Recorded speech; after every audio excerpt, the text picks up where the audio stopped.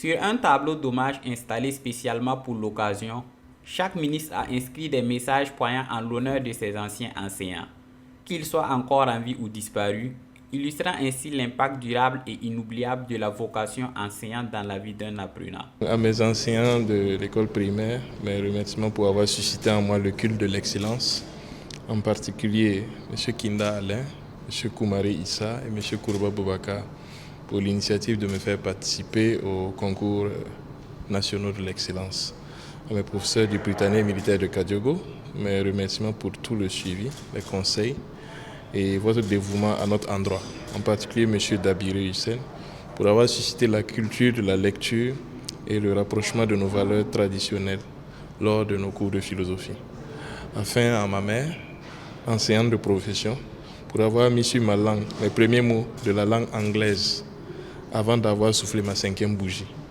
À tout le corps enseignant, merci beaucoup pour votre sacrifice et votre dévouement. Anderson Meda. Hommage à tous mes enseignants, du primaire au supérieur. Vous avez éduqué et formé un citoyen aujourd'hui engagé à servir son pays avec fierté et détermination. À M.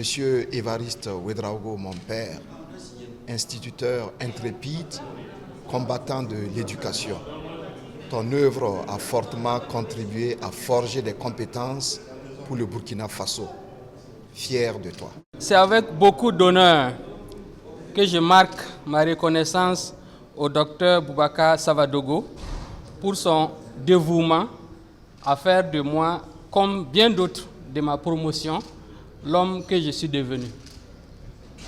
Avec toutes mes admirations, merci. Professeur. Merci beaucoup. Merci. C'était ma maîtresse du primaire.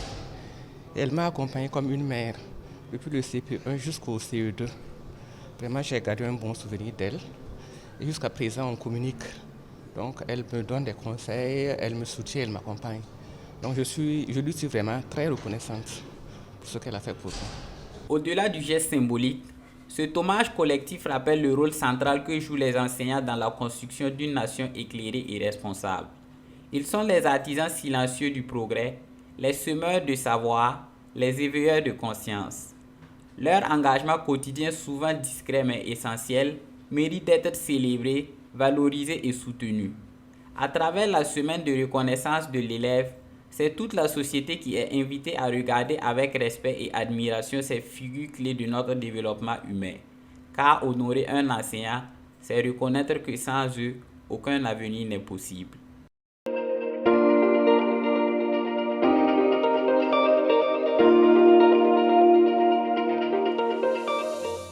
À sa sortie d'audience, l'ambassadrice de la République de Cuba au Burkina Faso a exprimé sa gratitude au gouvernement burkinabé pour l'accueil et le soutien constant dont elle a bénéficié tout au long de son mandat, soulignant le lien profond qu'elle a développé avec le pays et ses habitants. Je suis venue pour faire mes adieux au Premier ministre parce que je repars à la Havane après 5 ans de mission diplomatique au Burkina. Et à travers lui, j'ai voulu remercier tout le gouvernement burkinabé pour l'accueil, pour le soutien permanent à ma mission ici, à Cuba, en général.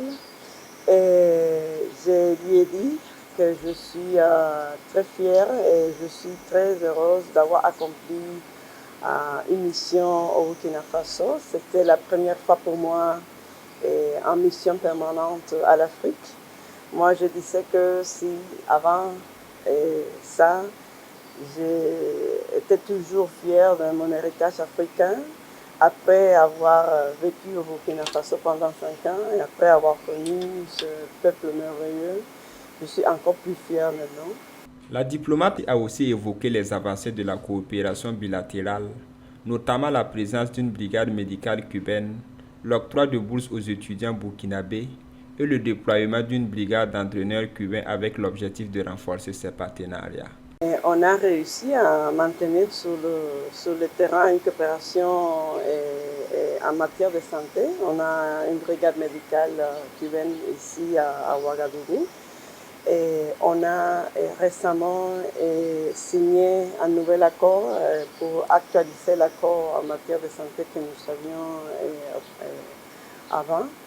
Et on espère élargir cette brigade médicale avec des spécialistes que le ministère de la Santé nous a demandé. Et on a eu une coopération importante en matière du sport. On a eu une brigade de entraîneurs sportifs. Et cette coopération doit être renouvelée. La diplomate a rappelé que le 50e anniversaire de l'établissement des relations diplomatiques entre les deux pays sera célébré en décembre prochain. Avant de quitter Ouagadougou, la diplomate, par cette visite de courtoisie, renouvelle son attachement à la solidarité entre les peuples cubains et burkinabés. À mon retour à La Havane, je continuerai aussi le travail de renforcement des liens et le travail en faveur de la solidarité et l'amitié avec le peuple burkinabé. Il m'a dit que je suis déjà une autre ambassadrice du Burkina Faso au monde, et c'est vrai. Donc j'espère pouvoir honorer ces mots qu'il a très aimablement me dirigé. Cette rencontre a renforcé les liens d'amitié et de coopération entre Cuba et le Burkina Faso, illustrant l'engagement des deux pays à poursuivre et développer des partenariats mutuellement bénéfiques dans divers domaines clés pour le développement.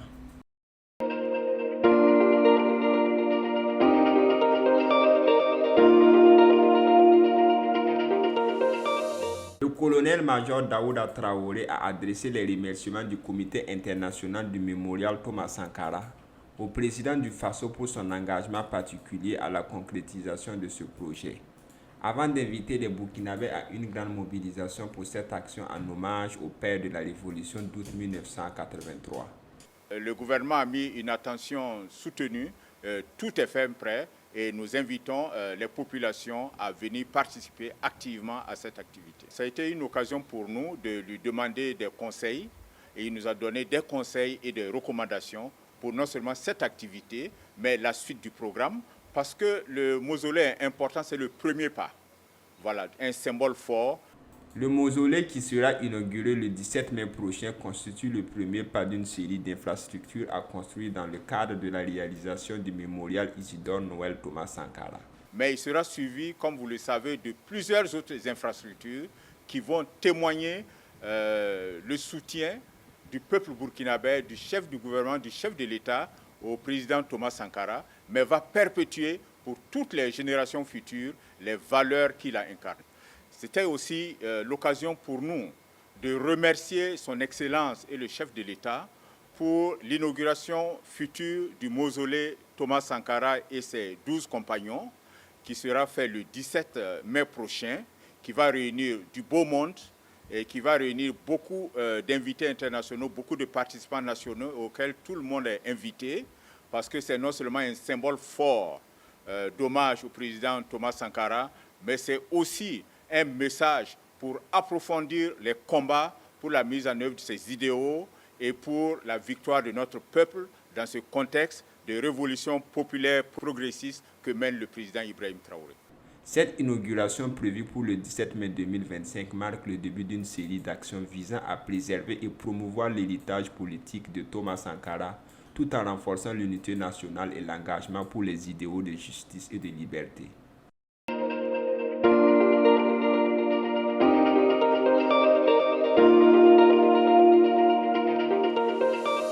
Adoptée en octobre 2024 en Conseil des ministres, l'initiative présidentielle Faso Meïbo est la traduction de la volonté du président du Faso, chef de l'État, le capitaine Ibrahim Traoré, d'accélérer le désenclavement de notre pays et de donner un nouveau visage à l'aménagement urbain des grandes villes du Burkina Faso. Et les choses vont aller vite dans l'implantation de la phase pilote de cette initiative ambitieuse dans la capitale Ouagadougou. Chaque jour, la capitale burkinabé est en train d'opérer sa mue. Des rues sont revêtues de bitume et les accotements des rues, les terres pleines centraux des principales artères sont pavées. Plus de 9 km de rues ont été déjà bitumées sur une prévision de 10 km. C'est la composante 2 de Faso Meïbo qui vise l'embellissement des villes qui est en marche. Avec les pavés, là, ça permet de mieux circuler Et en plus, comme la saison des pluies même va commencer d'ici là, les pavés vont nous permettre d'éviter vraiment beaucoup les inondations et autres. L'initiative Faso Mebo nous a invités à participer, à apporter notre contribution, que ce soit en termes de sable, de granit, même si on peut même venir aider même ceux qui travaillent même à faire le travail, à apporter les pavés, tout, à les aider, que c'est une bonne chose. Voilà, ça va permettre même à l'État même d'économiser, au lieu d'aller payer les entreprises qui ont venu faire le travail. Voilà, c'est les Burkinabés nous-mêmes qui faisons notre travail. Voilà. En tout cas, j'invite tous les Burkinabés à apporter leur contribution. Voilà, parce que le Burkina, ce n'est pas une seule personne qui va le construire, c'est nous tous ensemble. Voilà, donc j'invite tout le monde, que ce soit de l'argent, que ce soit genre le sable, le granit ou autre chose, le ciment même, ceux qui peuvent là, ils n'ont qu'à faire, parce que c'est pour le Burkina, ce n'est pas pour un autre pays. Le bitumage des routes est un réel atout pour nous, car il réduit considérablement la poussière et améliore notre quotidien. Cela nous permet également de mieux vendre nos grillades dans des conditions plus saines et agréables. Notre seul souhait est que Dieu fortifie et protège le président du Faso, le capitaine Ibrahim Traoré, dans sa noble mission de transformation du pays.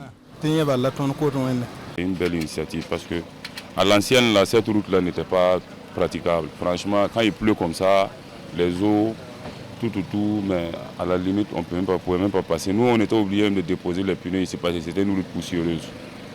Voilà, à chaque passée, si les véhicules passent, à tout moment, on a la poussière, tout. Mais ça, en tout cas, à l'heure là, c'est propre. C'est propre, en tout cas, c'est propre. Nous fabriquons les pavés pour soutenir la construction des routes et des fossés.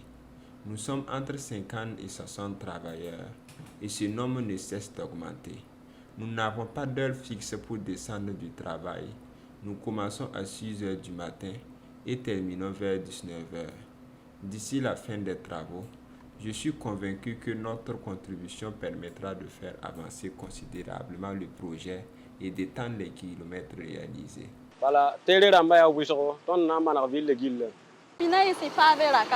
Auparavant, il n'y avait pas de pavés et lorsqu'il pleuvait, nous souffrions énormément.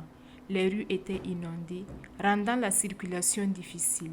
Mais aujourd'hui, grâce à l'initiative présidentielle Faso Mebo, les pavés ont été installés, ce qui a considérablement amélioré la situation.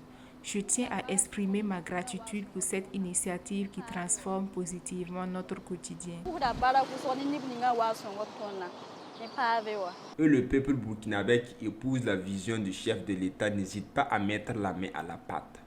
Du ciment, du sable, du gravier sont gracieusement offerts par des citoyens pour la fabrication des pavés. Et au centre de fabrication des pavés, le travail ne manque pas. Des volontaires sont à l'œuvre pour disponibiliser les pavés. Tout ce que vous voyez, comme ciment, sable, granit en poudre, ce sont des bonnes volontés qui nous ont donné pour faire les pavés. De l'avenue du Burkina Faso en passant par le mémorial Thomas Sankara, la rue Joutan, l'agence d'information du Burkina, l'avenue Guillaume Ouedraogo, les travaux de pavage donnent un nouveau visage à la capitale burkinabé. Et les ouvriers sont toujours mobilisés pour poursuivre les travaux. Au niveau du siège du Bureau burkinabé des droits d'auteur BBDA, les premiers responsables de la structure vont se joindre à la dynamique patriotique et citoyenne. On a vu qu'il y a véritablement une dynamique qui émerge au Burkina Faso, impulsée par son Excellence le président du Faso. Quand on a vu véritablement le travail qui est fait autour du BBDA par le bitumage des voies, alors on a jugé vraiment très utile et important et même prioritaire de joindre notre mur à la voie bitumée par des pavés. Ça, c'est une contribution véritablement pour apporter beaucoup plus d'éclat, beaucoup plus d'importance, beaucoup plus de la considération à ce travail-là. Donc, avec l'autorisation du conseil d'administration, de la hiérarchie au niveau du ministère, que nous avons pu en tout cas mobiliser les ressources pour pouvoir faire ce travail. Avec l'ensemble des collègues, on est quand même satisfait quand on regarde déjà la beauté ou en tout cas le visage de la devanture du bureau, en tout cas, devient davantage plus joli.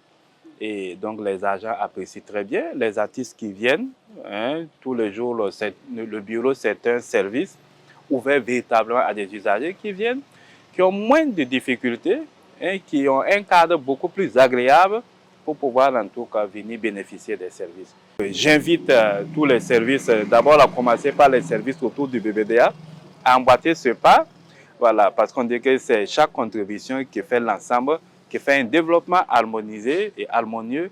Donc, eux, s'ils peuvent en tout cas le faire, c'est intéressant. Et les autres services, bien sûr, même qui ne sont pas autour du BBDA, mais qui sont aux abords des voies, bitumen et autres, d'apporter leur touche à la salubrité, à la propriété, et vraiment à améliorer le cadre de vie et de travail, ce qui va aider à faire avancer en tout cas notre pays. Et le coordonnateur de l'initiative présidentielle Faso Mewo n'hésite pas à descendre sur le terrain. Ici, c'est pour encourager les ouvriers. Et là, pour sensibiliser les uns et les autres à une adhésion à l'initiative pour le bonheur de l'ensemble des Burkinabés. Ces travaux de pavage rentrent dans le cadre de l'embellissement en fait, des centres urbains, qui fait partie de la composante 2 de l'initiative Faso Mewo. Donc l'embellissement et l'aménagement des centres urbains par la création d'espaces verts ou des espaces assez assainis comme ce que vous voyez derrière nous. Il y a plusieurs artères qui sont déjà pavées de la route Burkina et en allant vers le ministère des Affaires étrangères et un peu tout autour dans la zone de Koulouba. Ce que vous voyez ici, c'est essentiellement la contribution de bonne volonté. Ce n'est pas des marchés donnés à des gens, non. Il y a des bonnes volontés qui, lorsqu'ils ont vu le début, l'initiative, voilà, ont apporté des matériaux, notamment du ciment, d'autres du sable, d'autres de la terre et tout. Derrière vous, c'est des pavés réalisés par des volontaires au niveau du lycée Philippe Zenda Kaboré. Nous posons. L'invite, c'est que tout le monde, que tous les PDS adoptent et épousent cette initiative et qu'ils essaient d'impacter et puis voilà, de mettre ça en place dans leur zone de responsabilité. Parce que en fait, le Burkinabé, il est volontaire. Voilà. Il veut bien aider, il suffit juste de le sensibiliser et qu'il y participe. La composante 2 de l'initiative Faso Mewo est donc sur de bons rails. L'exploitation des ressources endogènes dans sa mise en œuvre permet non seulement d'amoindrir les coûts de réalisation des travaux, mais également de valoriser l'expertise locale tout en diminuant la dépendance du pays vis-à-vis de l'extérieur. Cap est désormais mis sur le capital économique de notre pays, Bobo Dioulasso pour d'autres travaux de bitumage et de pavage de rue.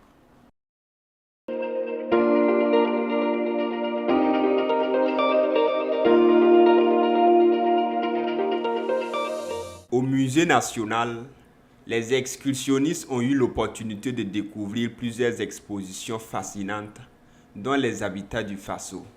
Une exposition permanente qui met en lumière la diversité des habitations dans 10 principaux groupes ethniques du pays, offrant une immersion complète dans le patrimoine culturel burkinabé. Au-delà du visible, une autre exposition permanente traitant des topologies de masques, des symboles associés et des instruments de musique qui les accompagnent. Les enfants ont appris beaucoup de choses à la fois ici, au musée. Puisqu'on le dit souvent, on ne sort pas au musée, on ne vient pas visiter le musée partir la tête vide. On apprend toujours quelque chose. Donc ils ont vu les habitats du Faso, qui sont les habitats qui sont faits de la manière que, en tout cas, nous construisons dans nos différents villages, dans nos différents hameaux de culture. Parce qu'on est conscient, il y a des enfants qui sont nés en ville, grandis, ils n'ont jamais vu une maison traditionnelle dont ils ne comprennent pas les réalités du village. Et souvent, on le dit, il faut s'inspirer du passé pour mieux s'orienter dans l'avenir. La visite touristique s'est déroulée en présence du secrétaire général de Faso Tourisme, M. Bachirou Balboné. Pour lui, cette initiative s'inscrit dans la volonté de faire du tourisme un levier d'apprentissage, de valorisation du patrimoine et de construction de l'identité culturelle dès le plus jeune âge. Aujourd'hui, c'est déjà les permettre de connaître déjà le patrimoine, la richesse culturelle qu'il y a autour de nous d'abord, et pour qu'ils puissent utiliser ces patrimoines-là afin de valoriser, afin de développer vraiment notre pays.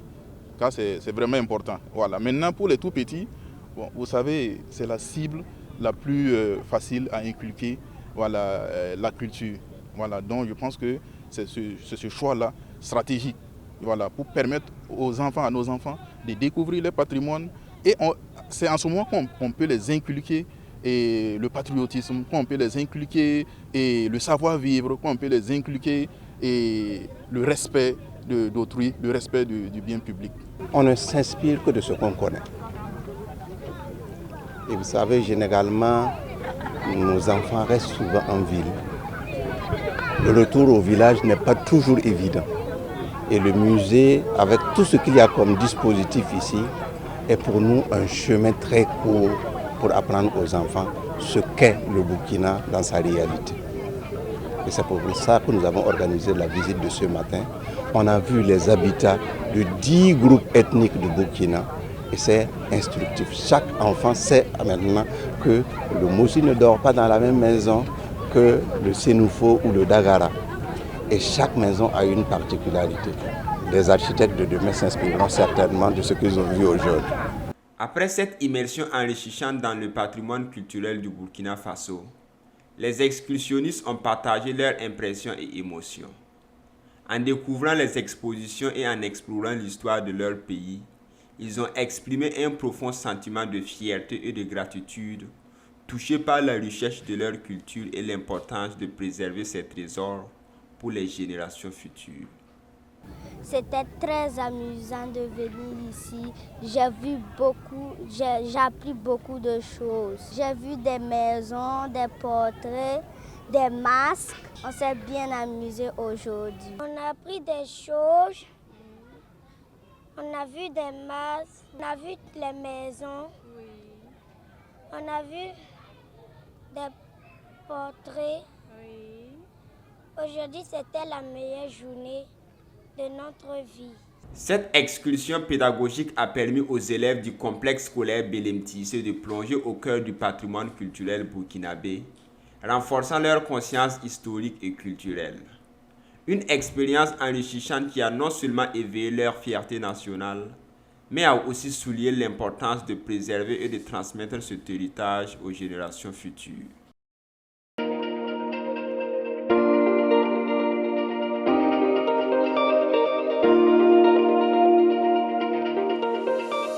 Cette société soutient l'offensive agro-pastorale et halieutique en produisant et en mettant à disposition des aliments de qualité pour le bétail, la volaille, les poissons et autres animaux d'élevage. En tant qu'entreprise d'État, elle a pour mission, entre autres, de développer un mécanisme d'approvisionnement durable en matières premières pour ses activités et de contribuer à la mise en œuvre des politiques et stratégies liées à la production animale. La question de l'aliment pour l'élevage, c'est le maillon le plus faible pratiquement de la chaîne de l'élevage.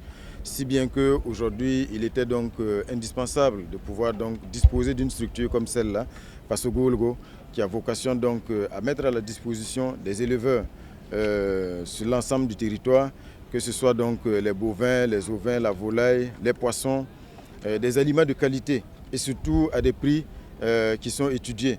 Parce que vous savez, aujourd'hui, au niveau du secteur de l'élevage, les acteurs souffrent du problème non seulement de la disponibilité, mais aussi de la question du coût qui réduit la compétitivité donc, des productions. Pour une capacité de production de 100 tonnes d'aliments par jour, l'unité de Koubri prévoit à moyen et à long terme l'extension de cette capacité avec l'ajout d'une nouvelle ligne de production de 50 tonnes par jour. D'autres projets d'envergure sont également planifiés, notamment la construction de 2 nouvelles unités à Bagré et à Samandeni, chacune ayant une capacité de 100 tonnes d'aliments par jour. Il y a bien sûr dans l'offensive agro-pastorale et halieutique la question aussi du poisson.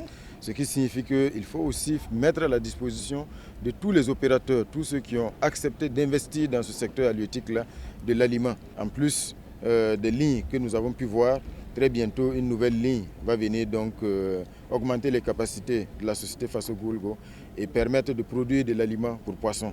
À ce stade, les lignes qui existent ont une capacité d'à peu près 100 tonnes jour. La ligne poisson qui va venir plus tard aura une capacité de 50 tonnes jour. Et à court et moyen terme, comme le directeur général l'a indiqué, l'objectif c'est de disposer aussi d'unités de production, une à Bobo-Dioulasso et une autre à Bagré.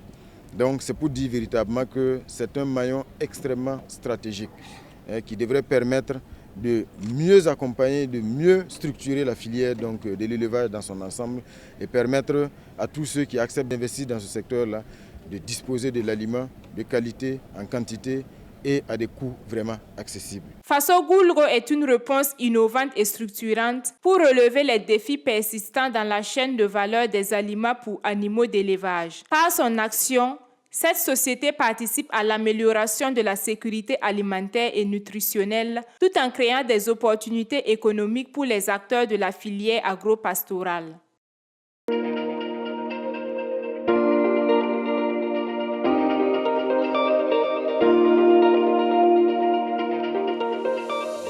Les moments forts de la 5e édition de la vitrine internationale du tourisme, de l'hôtellerie et de la restauration de Ouagadougou ont inclus des excursions, des panels, des conférences de presse et bien plus. Avec une note de 80%, Aruna Ouedraogo a remporté la distinction du meilleur grilleur de poulet bicyclette. D'autres lauréats ont également été récompensés par des trophées, des enveloppes financières et des attestations dans diverses disciplines. Cette édition s'inscrit dans le mois du patrimoine burkinabé, célébré sous le haut patronage du président du Faso, son Excellence le capitaine Ibrahim Traoré. Cet événement permet de valoriser, protéger et faire rayonner notre patrimoine à travers le tourisme, l'hôtellerie et la restauration. Le thème de cette édition a permis d'ouvrir de nombreuses pistes de réflexion et d'action. Il s'agit désormais de les traduire en programmes partagés et en projets structurants afin de faire du tourisme un levier stratégique du développement dans l'espace sahélien. Pendant 5 jours, les réflexions ont porté sur l'élaboration des stratégies visant à dynamiser le tourisme dans l'espace AES. Le résultat des travaux présentés par le ministre du Tourisme serviront de base solide pour élaborer un levier stratégique pour le développement de la région du Sahel. J'ai toujours encouragé le tourisme endogène. J'ai toujours souhaité que quelqu'un qui est au Togo puisse se lever de Lomé pour aller découvrir ce qui se passe au nord. J'ai toujours souhaité et conseillé que quelqu'un qui est au Burkina Faso puisse se lever de Fadangourma pour aller jusqu'à Banfora et découvrir les pics d'Orsalami, etc. Ça, c'est du tourisme d'abord endogène. Mais il faut d'abord que nous nous approprions notre nature, notre environnement et pouvoir le promouvoir dehors en proposant aux autres ce que nous avons chez nous. Si nous ne connaissons pas ce que nous avons chez nous, comment est-ce que nous allons faire vivre le pays du tourisme? C'est un peu ça. Et donc, c'est dans ce cadre que je vous dis déjà que je suis content. Et les Togolais qui ont fait le déplacement du Togo vers le Burkina Faso sont contents déjà pour certains d'avoir fait la route et d'avoir traversé cette nature pour se retrouver au Burkina Faso. Et je suis pratiquement convaincu que c'est le même ressenti pour des Burkinabés qui vont vers Lomé. On a pu visiter 2 sites, un site à Walmini et le site à Pat Hotel Zernaba. Et demain, nous serons à Pacific Hotel avec beaucoup d'élèves, tout ça pour visiter et aussi profiter de la piscine avec la jeunesse. La 5e édition du Vitro a été un véritable succès, mettant en avant les talents exceptionnels du secteur du tourisme, de l'hôtellerie et de la restauration au Burkina Faso. L'événement a non seulement célébré l'excellence des professionnels, mais a également permis de poser des bases solides pour le développement stratégique du tourisme, notamment dans la région du Sahel. Une belle occasion de renforcer la coopération et d'ouvrir de nouvelles perspectives pour l'avenir du secteur.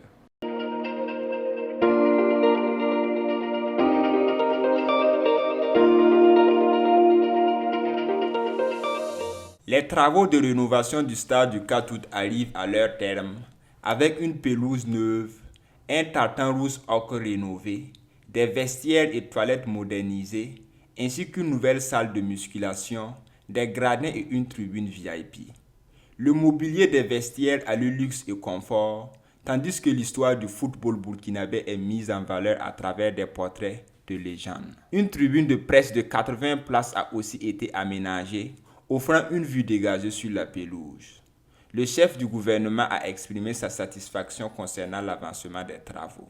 On repart assez satisfait et réconforté parce que le stade a changé de visage et surtout on voit une entreprise et des ouvriers qui mettent du cœur à l'ouvrage, si bien que aujourd'hui on peut dire véritablement que le processus avance très bien, surtout les délais seront tenus et surtout nous fondons bien sûr l'espoir que tous ces travaux importants qui sont réalisés puissent permettre le plus rapidement possible d'homologuer ce stade-là afin de permettre aux 11 nationales, que ce soit pour le football et bien sûr d'autres sports, de pouvoir donc évoluer sur place ici à Ouagadougou devant leur public.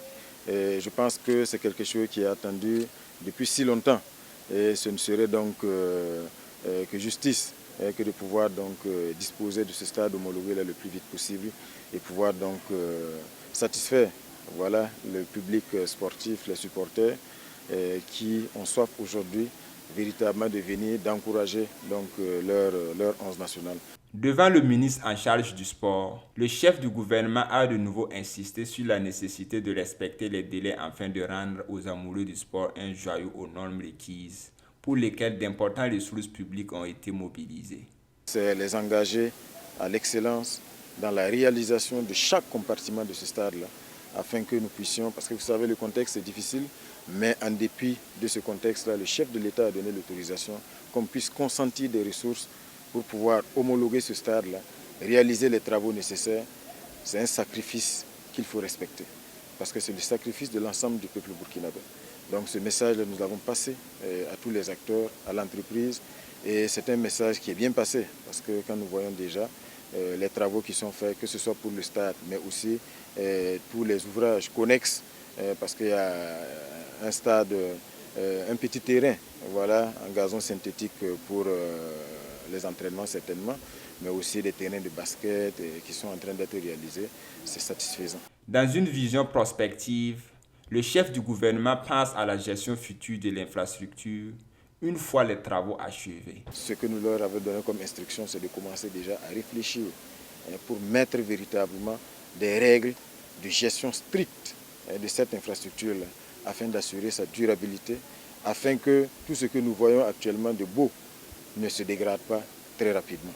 Donc c'est une responsabilité également qui est la leur et sur laquelle nous sommes très attentifs pour faire en sorte véritablement que ce soit un investissement durable. Cette visite du Premier ministre sur le chantier du stade du 4 août est à la fois symbolique et rassurante. Bientôt, les étalons fouleront la nouvelle pelouse de ce haut lieu du sport, entièrement rénové, mettant ainsi fin à une longue attente des supporters burkinabés.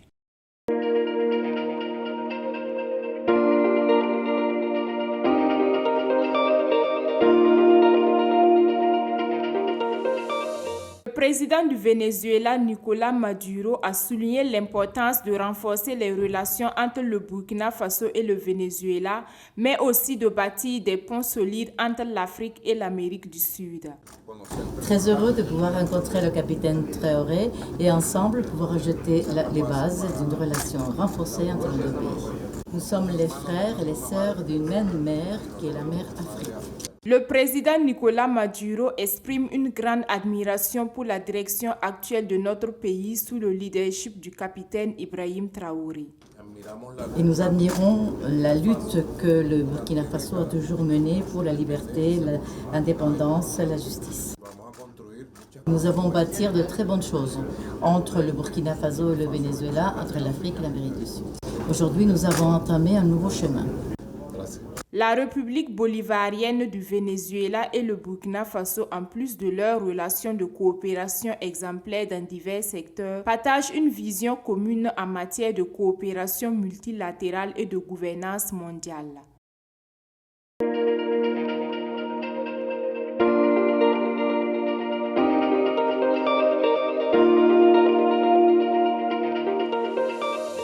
29 mai 2025, le président du Faso, chef de l'État, le capitaine Ibrahim Traoré, a pris part à la cérémonie marquant le 80e anniversaire de la victoire de la Russie sur le nazisme durant la Seconde Guerre mondiale, célébrée sur la place Rouge à Moscou. Cet événement, qui a réuni 29 chefs d'État et de gouvernement, témoigne du soutien international à la Russie malgré l'isolement diplomatique de l'Occident.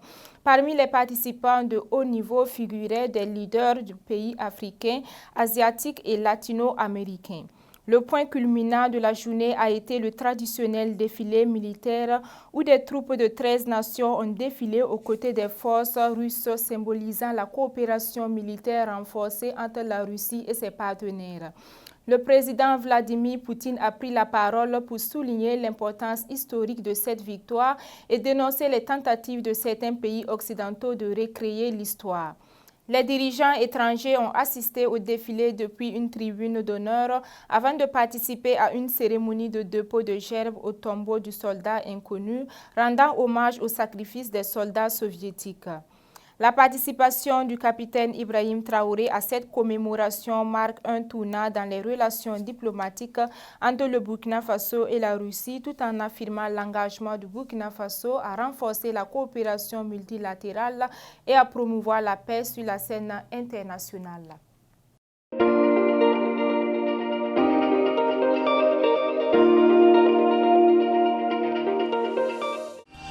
Sobre Web TV, la Web TV au-delà de vos attentes.